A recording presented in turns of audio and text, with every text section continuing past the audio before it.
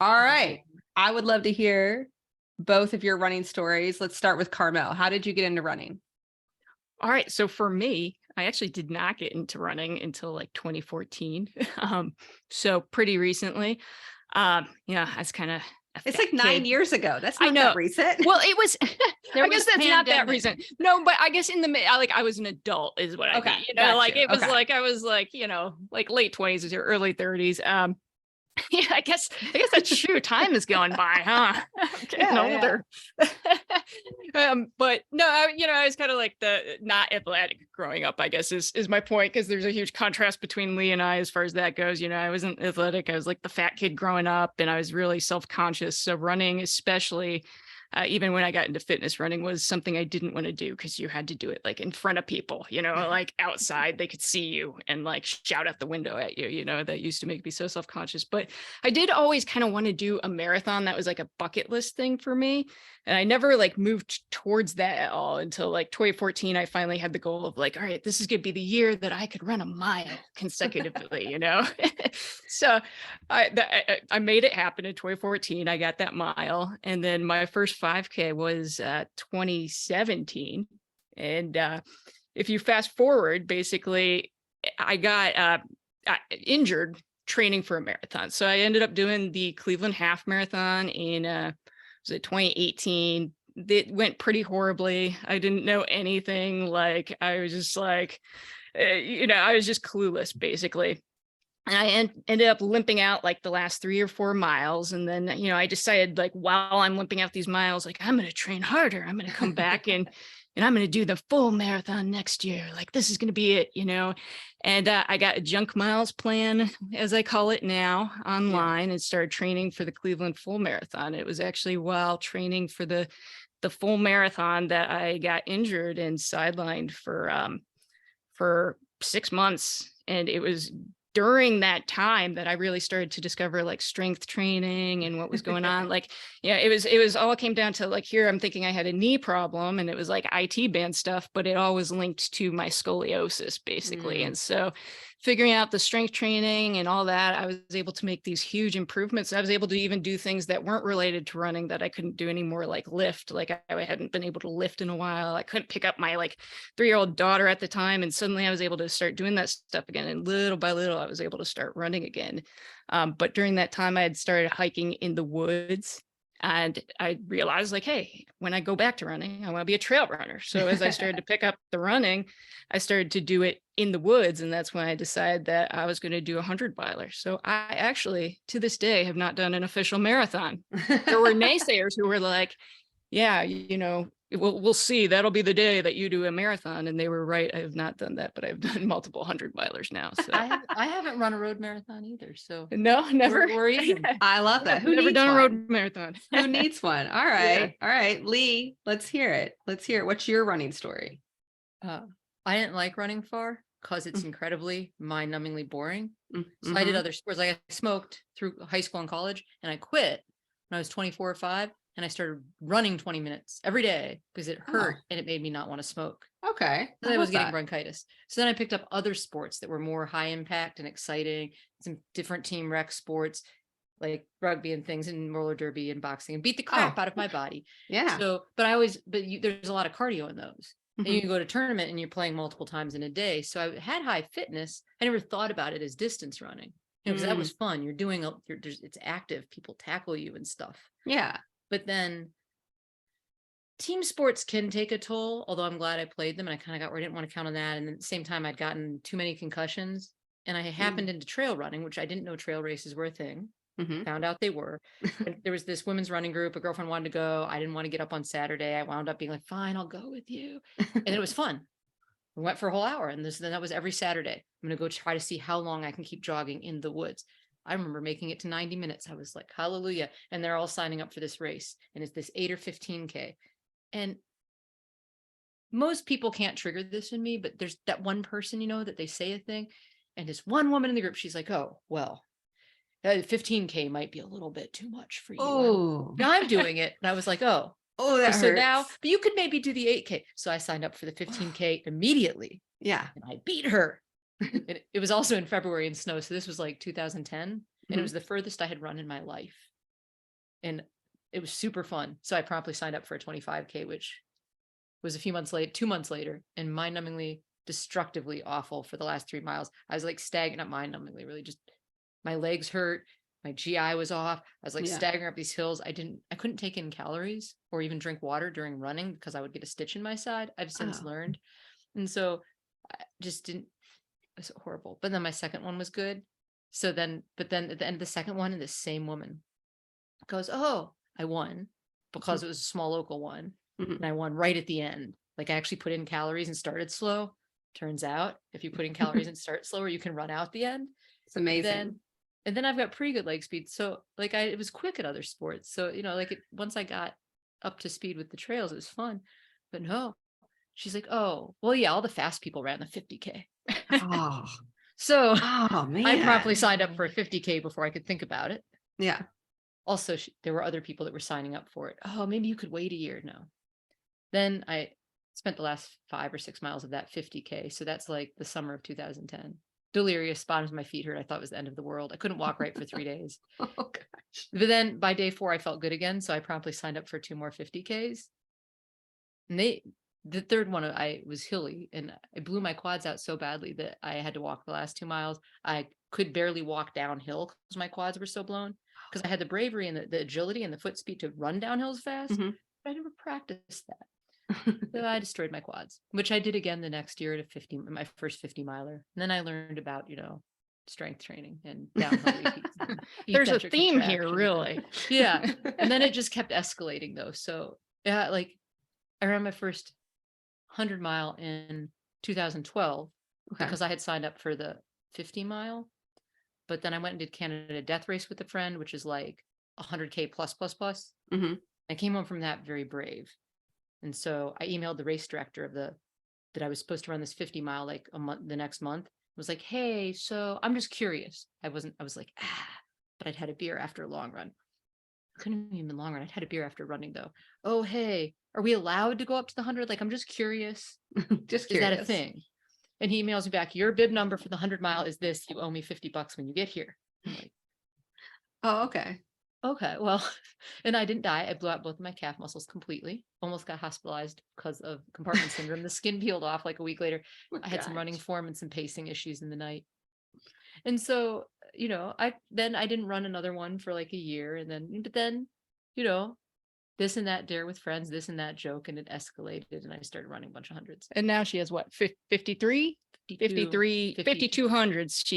She had the 52. 50. Yeah, I run Yeah, like she 100 had ultras she at had the this point. 50 by 50 a 50 fall. 100 milers by 50 years old goal, and she met it and has When I was still exceeded it. 49. You exceeded it. I was So still 49. Yeah. After that. Wait, so when did you start? What age were you when you started running 100 milers to when you hit 50? Okay, what What year was is that? it? It's 2000. It's 23 now, and I'm 50. I Okay. just turned 50. So I ran my first 112 right after my birth, like a couple months after my birthday. So I would have been 11 years. That's 11 years ago. That good So math? yes, we have established But that, when I started- that the teens the weren't first not year- that recently as we thought. the first year, 2000 seems recent. I'm an old person. The first year that I ran 100, I was like, I'm not doing that again.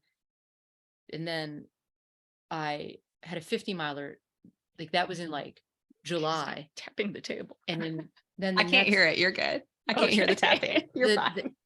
because we have a mic on the table. and it'll get Yeah, it. it's like echoing in my ears every time Like the she does it.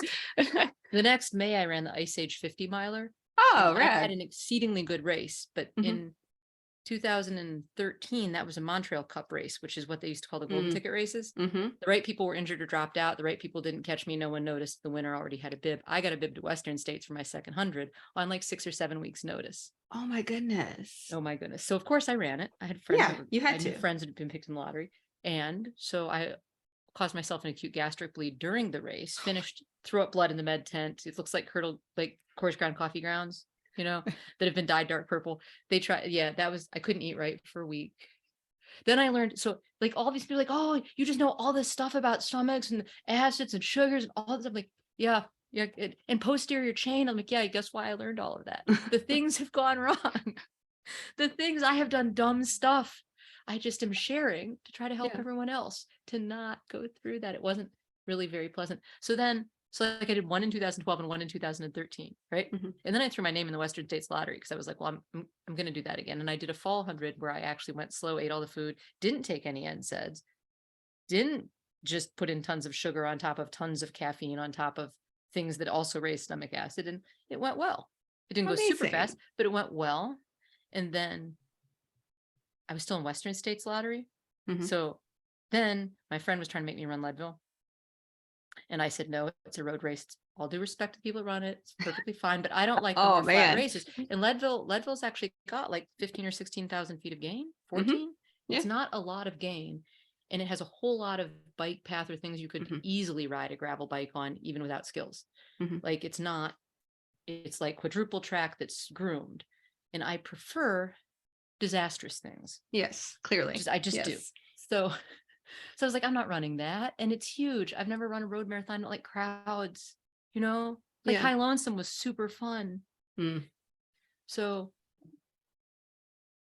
it was Western States Lottery Day and we were all in it. And I said, I'm never doing that. He said, you got to run the slam someday to be a serious ultra runner. Aren't you going to be a serious ultra runner? Oh my And I was like, gosh. whatever. And so, but we went for a run in the morning. We're having beers. I'm like, fine, I'll tell you what, in front of the whole home running group. If I get a Western States bib on one ticket, I will sign up for the whole slam and then I will run Leadville with you. Because no one gets a bib on one ticket. Yeah. Yeah. So I ran the slam for hundreds 4, 5, 6, and 7. Oh After my which I gosh. decided, yeah, I know in 14. So that was 2 years in a row for Western States, Yeah. right? Yeah. That's And impressive. it took me 28 and a half hours the first time with throwing up blood. And it took me like 23:15 or so with no throwing up blood because I learned about acids and posterior chain strength. Yes. But then after that, I was addicted to hundreds. And Yeah. After that, I was like, okay, this is my thing. I'm just going to invent my own slam every year. I'm just going to run 5 or 6 of these a year because this is what I like doing. Well, what is it about the 100-mile distance that really speaks to you? It's nice because it's not 200 miles, right? Oh, okay. That's fair. That's fair. Things we learned last year. Oh, you did a 200-miler last year? We've recently discovered, yes. We finished Cocodona 250 and then we also did Swiss Peaks 360K, but we tapped out at 100 miles, which is about 40,000 feet of elevation gain in 3 days. But I think we just discovered, for me, like it's like this, some people are going to disagree, but like for me, it's like the thing you're throwing into the competition at that point is sleep. Like how well can you sleep during a race? It's like, I feel like if you're fit enough after doing them, if you're fit enough to do a 100-miler, you're fit enough to do a 200-miler. You just, pace it slower basically. And but we are very terrible at sleeping during races, as it turns out. Both of us are. But it's just your first time doing it though, right? You don't know. You could improve and learn. We could practice the sleeping, like we'd go outside and lay down on the trail. In Swiss Peaks, like there were these weird bees that like would land on your eyelids when you tried to take a trail. Like we tried to take a dirt nap and they'd be like, it was like, ah. But yeah. So I don't know. I think I slept once in the sleep station for an hour at Swiss Peaks. I think 100 is the sweet spot for both of us, which is very convenient. I like as it turns out. I like the occasional 100K.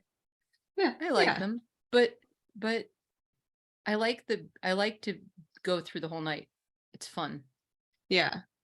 So I mean, like there's a couple 100Ks on our to-do list, but they're actually 100Ks that have like 30-hour time limits and things. So it's that we've discussed with each other, and pretty much 50 hours is about the cutoff.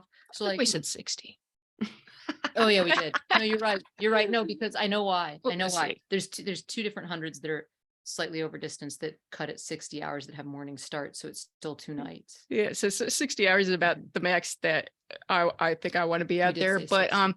I think 100K is too short. I don't have a whole lot of interest in shorter distances either. Like 100's that sweet spot where it's like, I feel like usually the 100K mark is right where things really start to get hard sometimes. And that's part of what I like, is that after that, like I don't want it to end right when it gets hard. Like I want it, I want that fight at the end too. So it's just like, I feel like 100 miles is that perfect, roller coaster of ups and downs and fighting through it. And then, I think, but because the 100Ks on the list are on there because they take 100 miles amount of time. Yeah.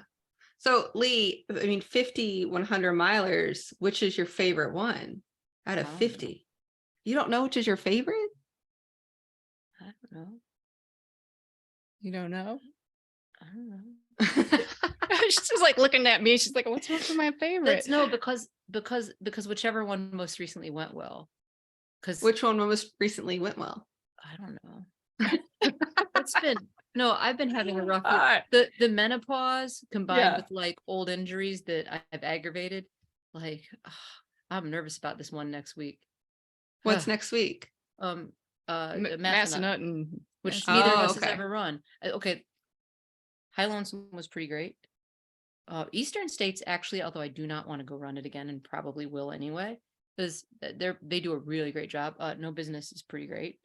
No Mhm. Business is great. I'll go run that again. We don't do a lot of repeats for hundreds, but But you have to do it the opposite way, right? If you run the Yes, course one way one that's what- year, and that's the what op- I It need. goes the I've opposite run way it the other 4 year. times. Yeah, I've done. she's got the 2-direction buckle twice, right? But I yeah, I've apparently got to go like it. back and get the other directions. So yeah, so Yeah. next year we'll be doing No Business again, I think. Yeah. Goodness. that's a All great right. one. Carmel, what has been your favorite 100-miler?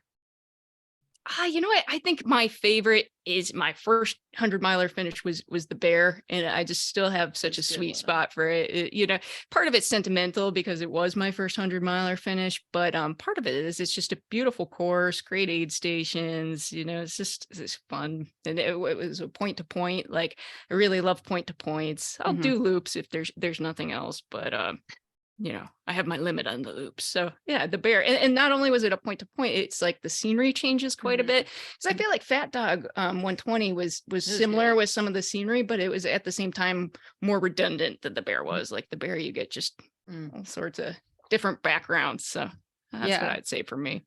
Yeah, I I'd do mean, that one from the again. time that Lee started running 100-milers, I mean, when Lee, you started running 100-milers, there weren't as many as there are today, right? Like No. there's an insane amount of options of 100-milers today as opposed to 10, 15 years ago. And yet there are whole months with barely any in them. Really? Think That's about so- it. Listen, I think there'll be like a weekend where there's several in one weekend happening. Right. Yes, exactly. We have this problem. like You're like, I guess September, you like several. the number of races I want to run that happen in that August to September. Oh area. yeah. You're like, I could see that being very. So are we going for then- the 100 milers? We Is that haven't what our, decided. What we're I'm just gonna see how long, because I don't want to start. I have friends that have done that. Mhm. I know a couple people that are on that list. Yeah. And because after you start running a lot of hundreds, you end up all kind of knowing each other. or yeah, at least a lot of yeah, you, you like, see just- each other. And I don't want to start. Like I talked to Greg about that, and he got a little burned out because you start signing up for every single 100 that you could possibly drive to every weekend that you can, Mhm. to the exclusion of any other sports or activities. Like sometimes I want to be on taper, and also like where I've run too many too close together, like you get beat up, and I can keep Mhm. shuffling them out, but I don't want to just shuffle out. Like there's a couple local ones that I know every inch of the course because I live here, Mhm. and they're completely not my style, but I could go shuffle them out and finish them. Like they're 30-hour cutoffs, things that have a few thousand feet of gain. If you're experienced at hundreds, you could literally jog 20 miles of it and fast Mhm. walk the rest. And as long as you're very good at staying up in nutrition and keeping your aid station total time to like 20 minutes over 100 miles, which I can do, Yeah. you know, I could finish them. But it's not. So that's what happens when I find that the people who've set that goal, when they Mhm. get to the second half of the hundreds, they start just trying to check the boxes. Yeah. Yeah. I'm not It's saying about I'll the never challenge of run the any of individual these, race. but Yeah. I don't want to start wrecking all of my free time. And I want to have downtime between races and like go lead my friends that don't trail run on like creek hikes to picnic in the woods, like Right. stuff like that. And we run like all the same races. We both have FOMO. We have There is too no much trouble pacer sitting on the crew. sidelines. So if one of us is going to sign up for a race, we're both doing it. And Mm-hmm. we like to race stack. We do, but I think one thing that we've learned is we want to be more selective and not just run a race to run a race, you Mhm. know, but to run a race, we want to run it, not to go out and run a bunch of loops when we don't like Or to loops, visit not to go friends. run flat when we don't like flat. So I think that's part of what she's But saying is, you know, Squat Cheyenne is an exception race because we're going to that because friends and a cool RD. It does have loops, but friends in a cool Oh, RD yeah, is but super cool place. different. So we're going there. yeah, I'll do some loops, but I don't Just want to do, occasion- yeah, just occasionally. yeah. All right, Those well, 2-mile loops aren't for me. But that there's a good reasons. No, there's good reasons. Sometimes there's Yeah. a super cool RD and your friends are all going and it's like a party thing. And Yeah. there's good reasons. That's Yeah. not the same as going just to shuffle out distance all by yourself. Yeah. Yeah. It's almost like the idea of like a run streak, right? Like you're just going and knocking out your mile to knock out your mile. It loses its fun. within it, it makes it, having to measure it in that way can make it I less assume fun. that run streaks are fun for the people, some people. It's I not don't fun for know. me, so I don't do it. Well, It doesn't Yeah. seem fun for me, but it does. I mean, they Right. love it. They love there's it. there's people that like foods I don't like, Yeah. Yeah. Yeah. It's Yeah. okay. Yeah. Absolutely. Absolutely. All right. Talk to me about the Women's 100-miler project. What is that about? Where did it come from? Oh, Great all idea. right. Oh, yeah, I mean, a few things. So it's like I was saying, when I got sidelined, that was I mean, that was one of the most horrible things that ever happened to me. I didn't think I'd be able to run again. And then discovering the strength training and having it change my life in so many ways. And then from the time that I did that, so when I was sidelined and I discovered the strength training, I started doing that. From the time I decided I was going to start training for a 100-miler. At that time, I could only run a couple miles again. I was just coming off that injury. So I went from only being able to run 2 or 3 miles to completing my first 100-miler in less than 13 months. That was fun. And it was with that strength training. It was with part of like I adapted my plan. That's when Lee and I we started being friends at first. No attraction to each other. It was never going to go that way. I told my therapist, like, there's no chemistry. No, it's not like that. Thank God. Thank God. Like, here we are getting married in like, what, 2 months? There was chemistry. But no, we We're just started hanging wrong. out. So I adapted my plan to hers. And I had contacted her because she ran the 100-milers, right? She was the only person she was just a distant acquaintance of mine, but she was the only person I know who did that. So I was like, hey, I'm back in the Cleveland area. I'd like to do some running. And so we started syncing up basically, and I adapted or adopted her training plan.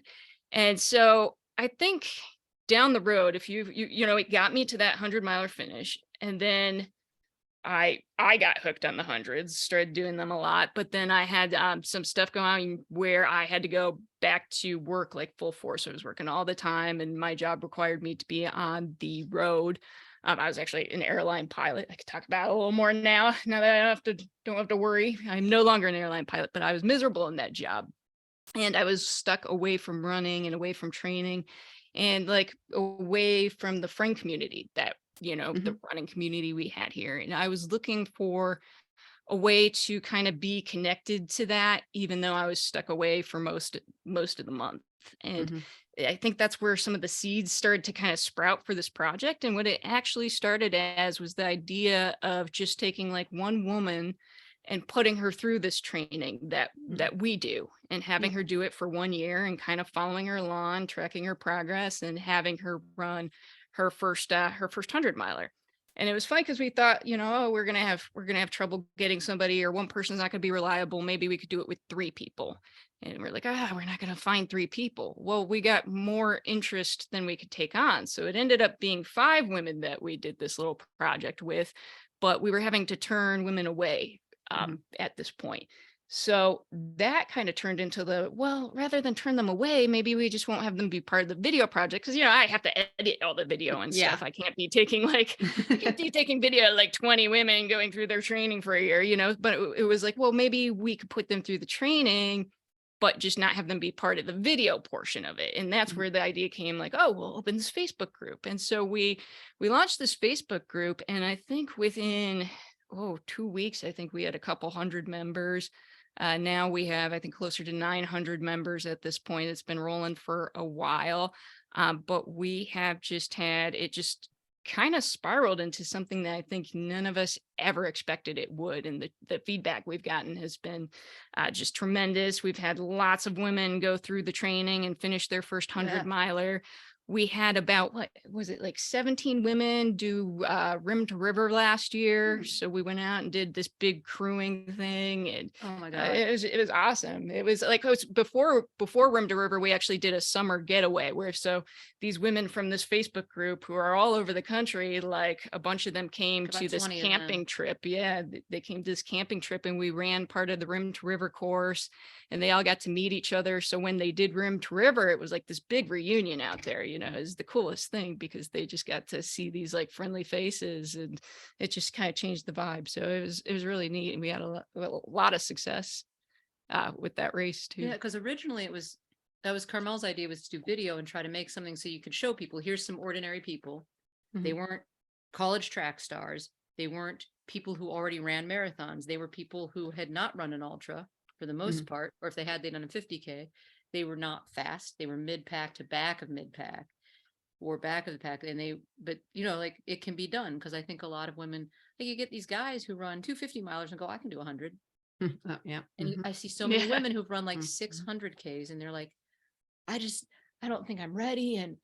And they're also trying to do plans made for 28-year-old guys with no injury history after having had 3 kids. You need way more hip strength, way more posterior chain, or you are going to injure yourself. You cannot, you know, so they're just trying to do high volume and they've got no idea of how to cut the volume back, have more rest days and do appropriate strength, but still keep some speed in there and things like that, so as to stay healthy and finish. Because you don't need 70-mile weeks to finish 100-mile. To be elite, yeah, you got to go run 90-mile weeks and stuff, but you do not need that to be a mid-pack runner.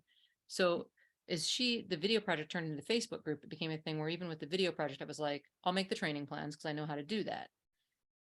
So start with that. And I had to make YouTube videos for them to watch, to do all their exercises, because I couldn't always see them in person. And then we made the Facebook group, and then I kept having to explain exercises. So then we had a YouTube channel. So then all of a sudden there's like 20 videos of how to do the exercises and a list of the order to do them in your weeks and like a progression of doing them. And then it became this whole training plan. So as it grew, it just became more and more, every few weeks I get one of these surveys. How do we get more women to run hundreds? Because there's a gender gap. Let's do a survey. You can't have childcare during hundreds. Do you know what it would cost to insure it? Like you get these absurd suggestions. Well, we'll have tampons. Although I'm all for that. Yeah, I mean, have the tampons. I know, but like that's not stopping women from running ultras. They're like, we'll get donated tampons. We're not running hundreds because we don't have the money for tampons. Like, come on. People who can travel to your 100 and buy running shoes can afford their tampons. I'm not saying that they aren't a cost that some women have and that we aren't all super lucky. We don't worry about that. There are women on earth worrying about that. I'm just saying that's not how you get more women in 100-milers. Right. So it's more as far as I can tell, they don't know how to approach it. The guys they're around are like, we just run. And they're like, that doesn't work for me. And and then there's paid coaching, but it's hard to pick one and it's exorbitantly expensive because coaching is a lot more than tampons, a lot more. So it was about making something that's like for a regular person, and even some of the coaches don't coach women well. They just give this high volume plan that you're supposed to follow that's got way too much speed for a beginner. And it just does not work, and no strength whatsoever. And then when they get injured, well, just go see a doctor. The doctor. Most of the private messages we get from people who have been injured are actually people who have running coaches and have them on high volume plans and just not enough strength training. So you know that was a huge drive behind it. This is all at home. And then I mean, in addition to that, you know, the career I was stuck in, it was full of just, you know, misogyny, toxic masculinity, all of that. And I think that kind of played into it too, where I'm watching, I think simultaneously, I felt like some of that was spilling into the running community, or the trail running community, you know, partly due to some of the big names out there. And it was just, you know, I felt like that was becoming more of a toxic culture that I didn't want to see. So I'm like, well, how, instead of being mad about it and letting this all wear me down, how can I turn this into something positive? You know, that whole corny, you know, be the change you want to see. Like, let's get more like, let's bring women in by the masses. And you tell them how to do it, they do it. I mean, I think overall it's been more than I ever expected already. And it just continues to grow. Yeah. Well, she's actually, because she does software design now. Rad. So she's actually building it exists as a website for the project, but I think it's going to be a much more integrated website to access all the information. So we're working on that. She's putting in a ton of work. Probably at some point we probably will begin coaching, because we keep getting people in the program they want to coach, so they pay a coach, so they get hurt. Yeah, so we're going to start coaching. So we'll see. We'll have some like extra paid options, but at the same time, we always want there to be a basic no charge. So it currently is no charge to join, and there will always be you know, X amount of resources that are definitely no cost. We want it available to all women who want to join, basically. Yeah, that's really amazing. And I love it for 2 reasons. One, because there is that narrative in ultra running, like, well, the participants, you know, genders are skewed because not as many women want to run ultras, right? There's that narrative. And then there's the thing, like, I had this conversation with a guy the other day. I was talking to him. He's a really experienced ultra runner. He's 2 young kids. His wife was also a runner. Right. And I asked him, I was like, oh, well, how did your running change after you had kids? And he's like, oh, it didn't. And I was like, oh, okay. And like, we talked for a lot. I was like, oh, well, like, what's up with your wife running? He's like, oh, she doesn't run anymore. Jeez. And I like literally That's- stopped. And he kind of like realized it in his head of like, I was like, yeah, that's not good. Actually, Yeah. that's kind of a problem. You should Yeah. probably deal with that Yeah. at some point in your life. But like, that's the thing, right? Like women have all these other responsibilities thrown on them that men just get to go run on the weekends or whatever, or not factoring these things in. And not all women have kids, but there's other issues of safety, not feeling like they can go get up early in the morning and go out to trails by themselves, right? Like there's so many other issues. And so it's amazing that you all are creating that community for women because they do want to run far, and women are good at running far. You know, we're good at Right. suffering in that capacity. Yeah, absolutely. And that was one of the things that this whole project made us realize, because when I started off with the video project idea, it was like, oh, we'll make women want to run, you know, we'll inspire them, we'll make them want to run ultras. And it was right away, as soon as we started recruiting for that project, we realized like there is absolutely no shortage whatsoever of women who want to run ultras and who want to run 100-milers.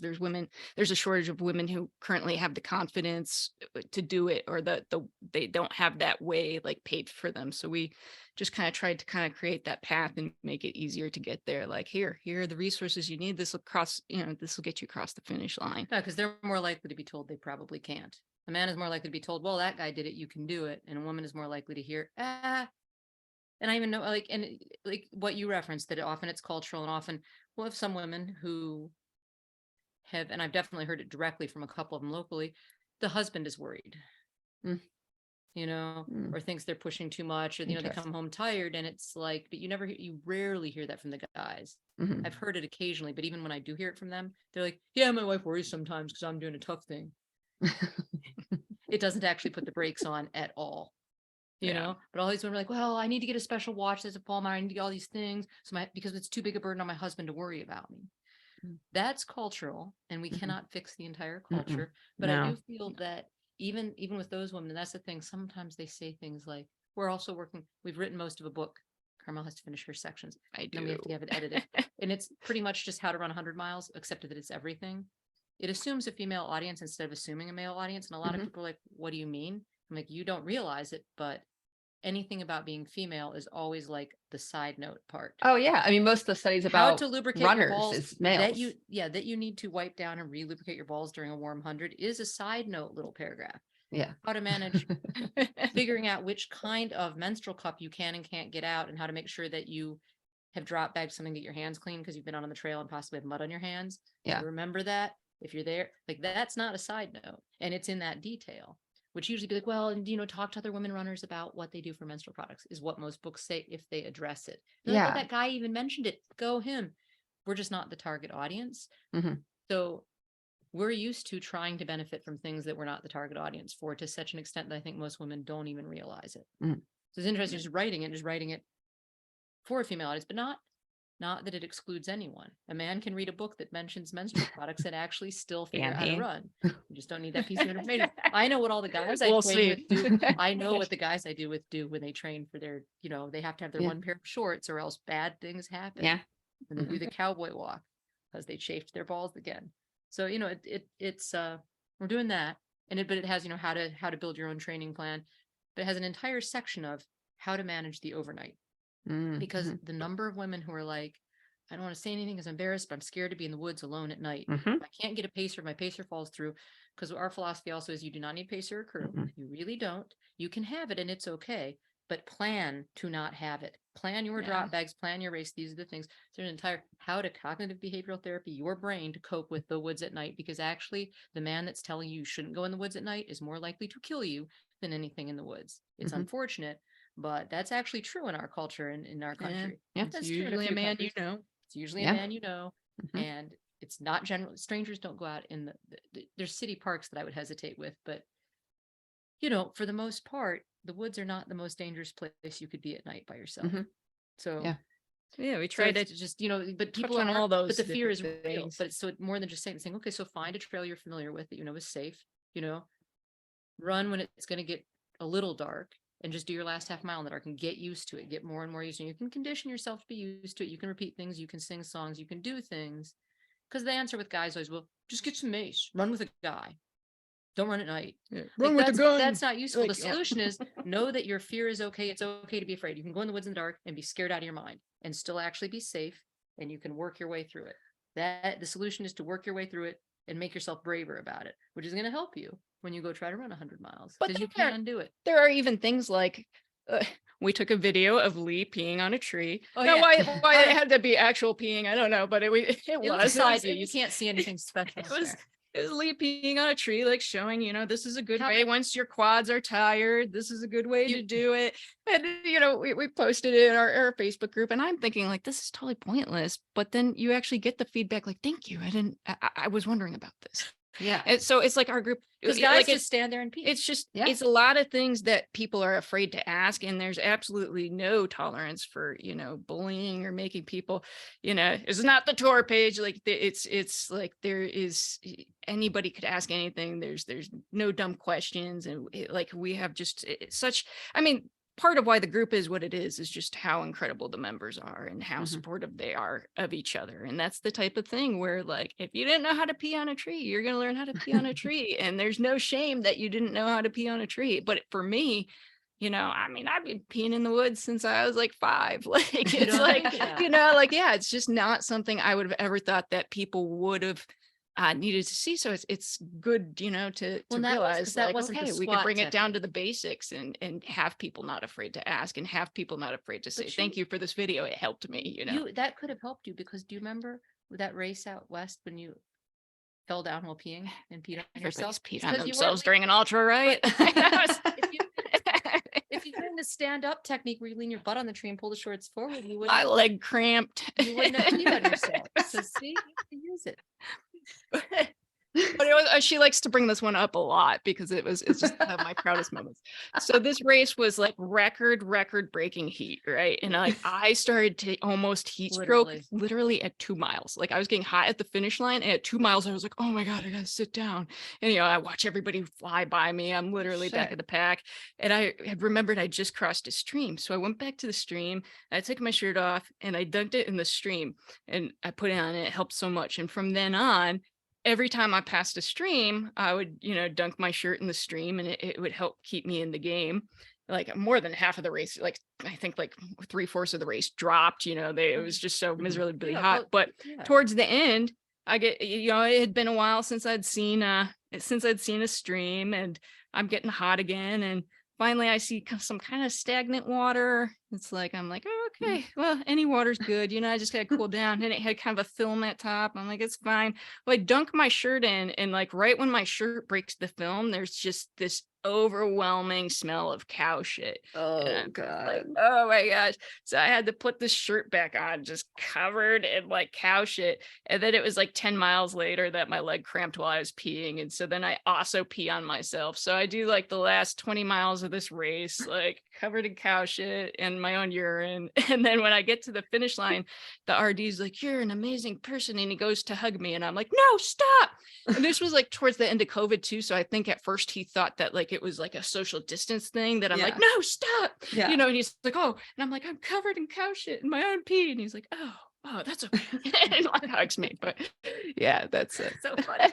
What I really love about this conversation with you two is you So two funny. both clearly love that 100 milers, but nothing you all have said about the 100 miler sounds good at all. I'm going to be honest with you, as someone who loves the distance. Like you all have said, like, I'm bleeding. Okay. I'm no, peeing on myself. I'm covered in cow shit. I have GI issues. Okay, so let me tell you about a really good race I ran. this Okay, here we 100. go. Nothing went wrong. My Okay. pacing was all on point. Didn't throw up, just kept an even pace. Mhm. Finished them just under my goal time. Is this interesting? No, It's it's not not, but it's interesting. so amazing. No, It's like- the bad races are more interesting to hear about. I know, and there's I've like this had- halo effect of ultra running where it's like the most miserable ones. You hate them at the time, but you look back like, yeah, that was a good race. Yeah, I have man. favorite races that are my favorite races because I've had a few hundreds go perfectly to plan. Perfect, like really, they couldn't really have gone better.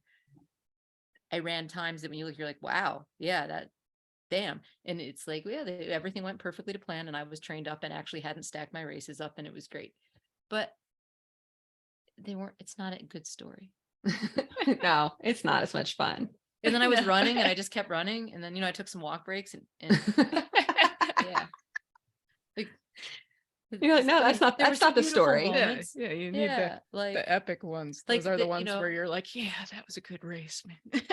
It's think- like, I really know it was probably terrible at the time, but we remember those bad ones. yeah, like like you wanted to show fondly. like, oh yeah, so then it was 106 degrees and I couldn't get out the sun, and then we had to cross the stream and it was way steep, and they didn't put a rope, and I almost got swept down the stream, which I didn't even care about at the time because I was gonna die of the heat, and then I got lost in the canyon. These things are interesting to hear about.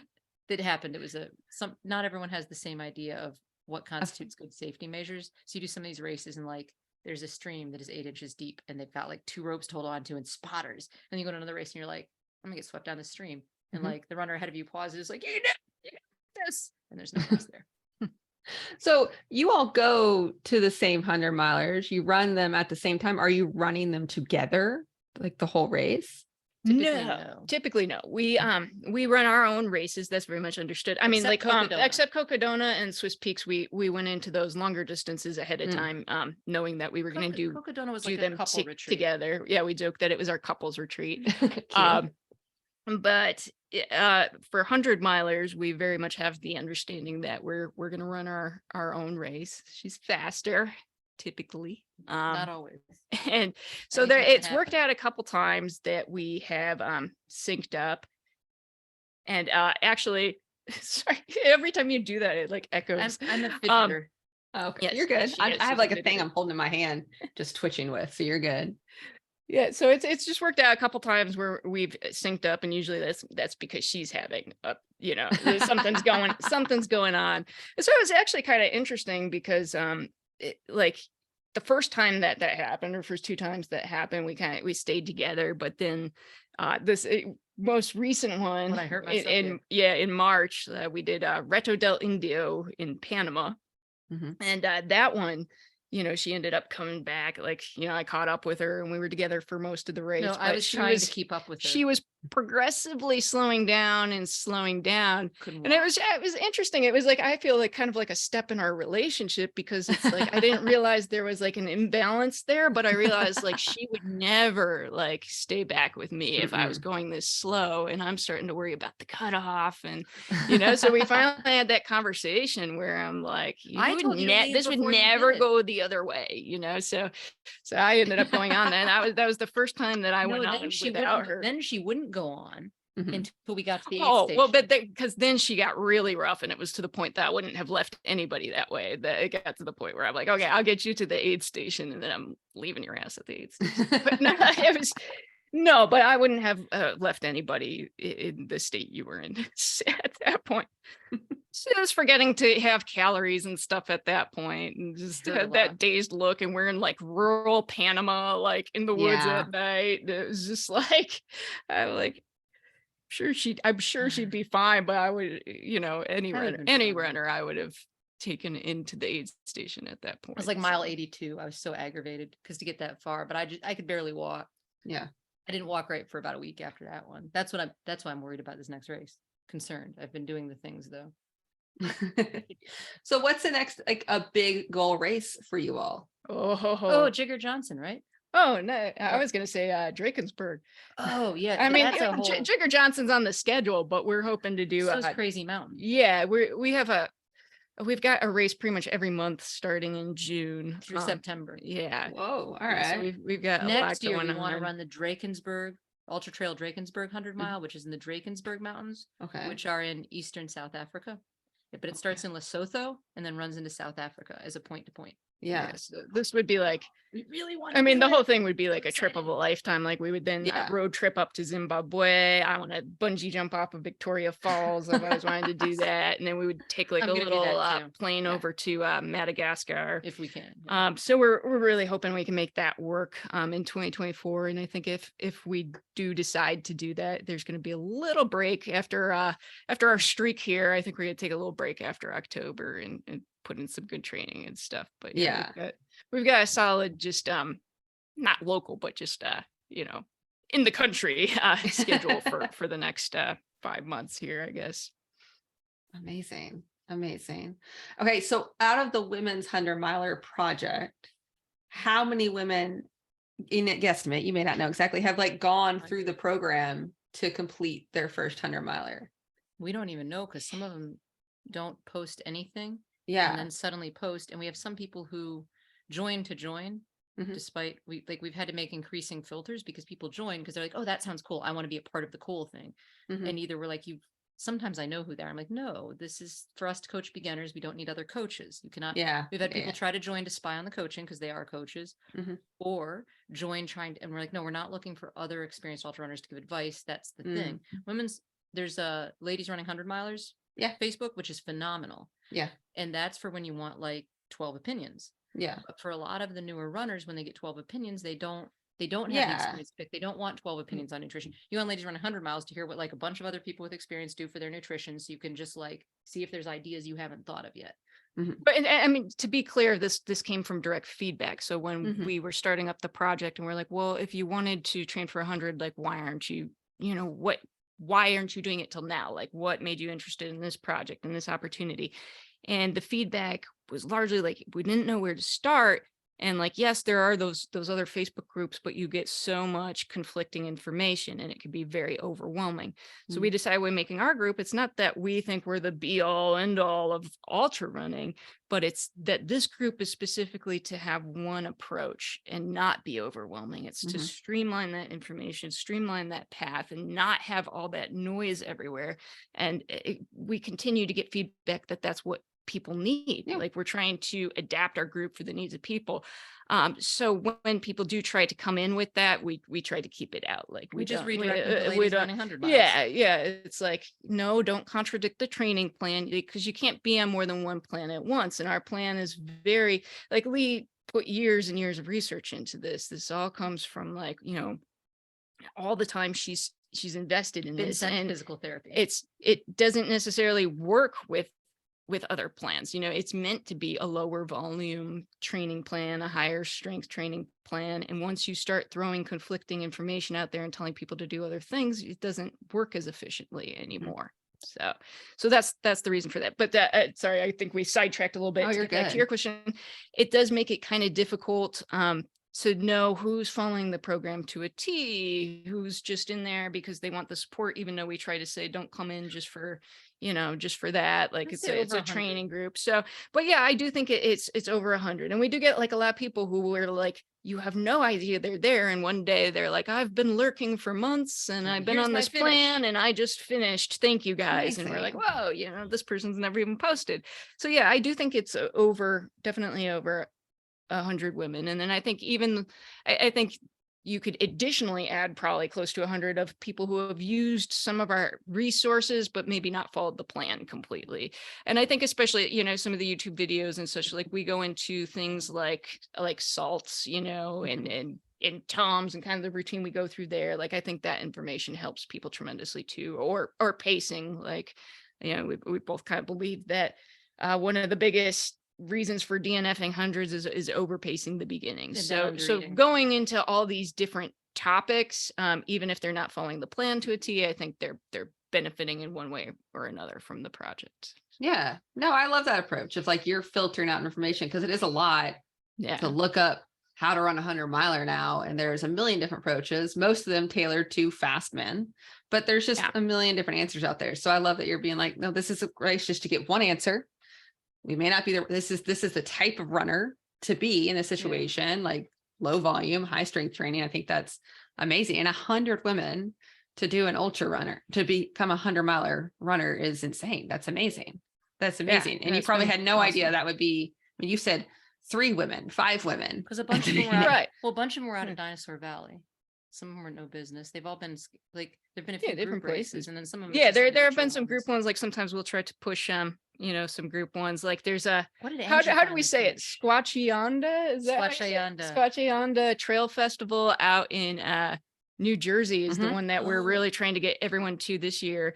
The RD is Kim Levinsky. She's awesome. Yeah. And she's Mhm. got, she's just got similar values as Mhm. us, and just really wanting people to succeed. And one of the things we love is that instead of 100, so she's got the 100-mile with the 36-hour cutoff, but Mhm. she also is offering a 36-hour race so that you register for the 36-hour. You're not a DNF if you don't hit 100 miles. You're just going out. Like if you're not feeling totally confident yet in doing that 100 miles, you get to go see how far you go in that 36 hours. I think that's so cool. So that's kind of the race we're hoping to get a lot of, like a really good turnout Yeah. at You this see- year. So we'll do things like that too. So that kind of helps boost the numbers because it attracts Yeah. more women when they're like, oh yeah, the group's going to this.